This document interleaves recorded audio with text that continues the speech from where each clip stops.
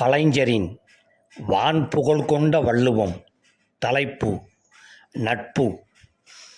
நட்புக்கு இலக்கணமாய் திகழ்வோர் பலர் நண்பர்களாய் நமக்கு வாய்ப்பதுண்டு.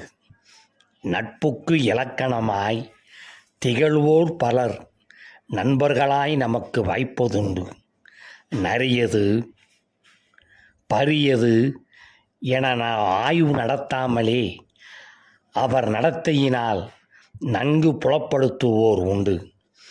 உடுக்கை இழந்தவன் கைபோல் அங்கே இடுக்கண் களையும் நண்பர்களாய் இன்றைக்கும் இருப்போர் என்றைக்கும் நமக்கு அழியா செல்வம் என்போம்.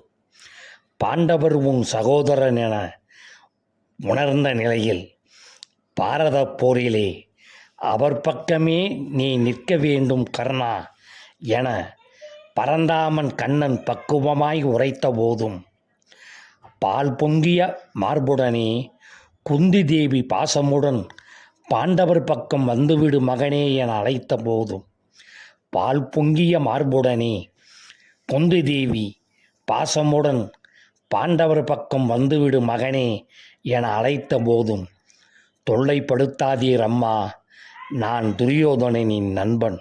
அன்னையின் பாசத்தை இழந்து ஆற்றிலே மிதந்த என்னை, ஆம் இந்த அநாத பிள்ளையினை அங்கதேச அதிபதியாக்கி அதைவிட மேலாக ஆரையூர் தோழனாக்கி என்னை தேரோட்டி மகனென இந்த தேசமே இகழ்ந்தபோது ஒரு தேசத்தை ஆளுகின்ற வேந்தனும் புகழை தந்தவன் மாசற்ற என் நட்புக்கு ஒரு உதாரணம் உரைக்கிறேன் தாயே.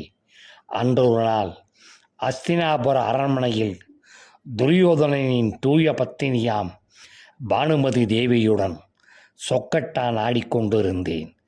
அப்போது கணவன் வருவது கண்ட ராணி அவசரமாய் எழுந்துவிட்டார்.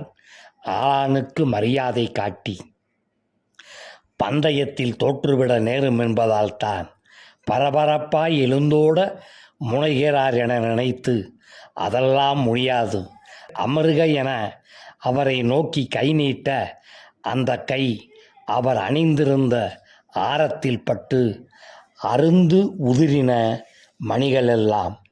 அந்நேரம் அவள் கணவன் என் நண்பன் துரியோதனன் அறைக்குள்ளே